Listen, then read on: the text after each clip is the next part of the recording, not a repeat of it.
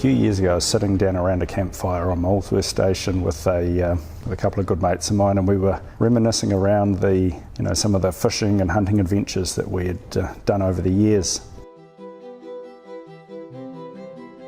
And then we sort of started really thinking about why we didn't go back to some of those places in the future, and why we've sort of changed and doing different trips. And it came down to sort of realising that the seasons have changed, and then we started thinking about why the seasons have changed. Why is the trout fishing season in Taupo changed, and why has the duck shooting seasons changed, and the bird limits changed? And it came down to the fact that it's the environment's changing, we're changing the environment as humans. So I started to think about Hunter's Element is an outdoor brand, and we don't really know what we're doing to the environment, what the impact of our manufacturing and products do.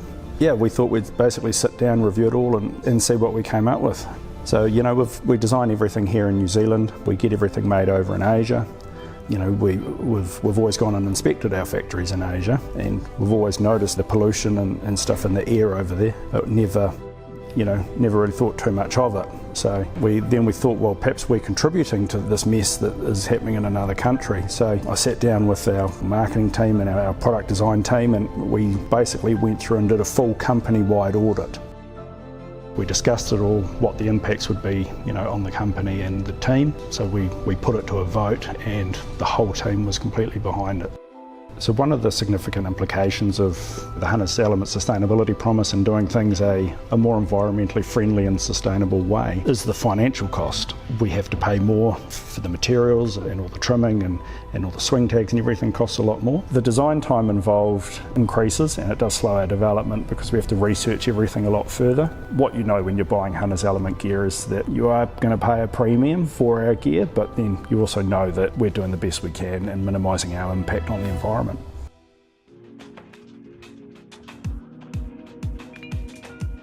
We reviewed all areas of the company that we were doing, both in our New Zealand and Australian offices, as well as in Asia, at all our factories that make our gear, and also we reviewed their supply lines as well. And we came up with some really interesting things, and there were some things there that we weren't happy about and were a little bit ashamed about. So we thought, what can we do to minimise our impact? And so over a 12 to 18 month review process, we developed a full strategy around tidying up, cleaning up what we're doing, and started at the fibre level and reviewed what the implications of choosing different kinds of fibres were. We reviewed what membranes we were using and what the potential environmental fallout is on different kinds of membranes. And we also reviewed the durable water repellents, or DWRs. And what we found in particular with the durable water repellents was that there were some really nasty chemicals produced as a byproduct in the manufacturing of these. So we did a lot of testing around some other alternatives, and we found that we had some alternatives that were a lot more environmentally friendly. They didn't work quite as well, but it was a small price to pay for the really nasty outfall of some of these chemicals.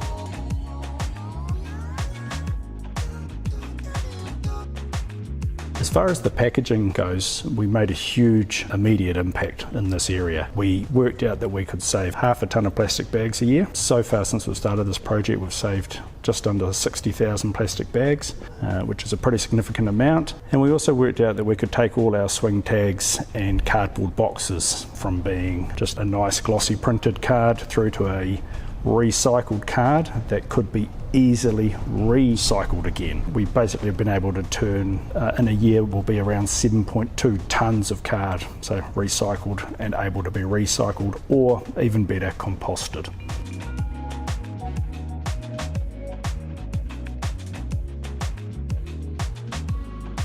During the development of our insulated jacket range, we came across a really disturbing practice of live plucking birds for their down.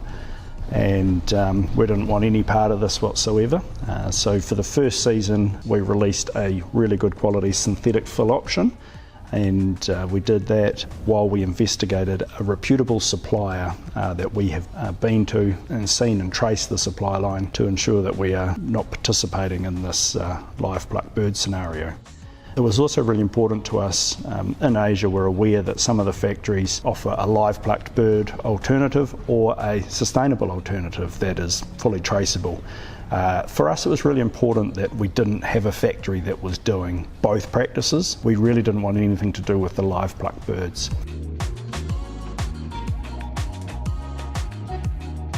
We are seeing that hunters around the place are a lot more interested in conservation, and I think that was seen with the recent tahr cull. And what was really cool to see was that hunters sort of got in behind it and said, hey, we're not happy about this. Fundraised a huge pile of money to turn around and put a plan in place to work with the government to come up with a plan to manage this resource rather than what the government was going to do, a mass eradication. So what's really cool is seeing hunters managing their resource and making sure that there is going to be good hunting there for future generations. I really feel that our sustainability promise is in tune with what hunters are looking for in the general direction and where we're moving.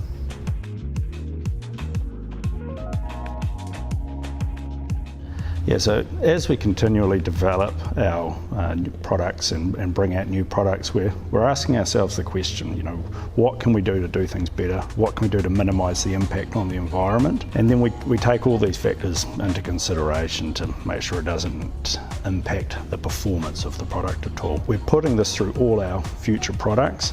It does slow our development down, but it does mean that there is a far better outcome for the environment.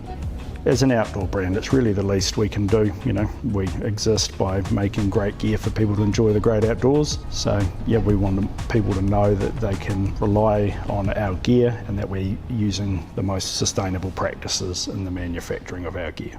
The Hunters Element Sustainability Promise has been a great thing for our team. It's one of our core values to basically minimise the impact on the environment.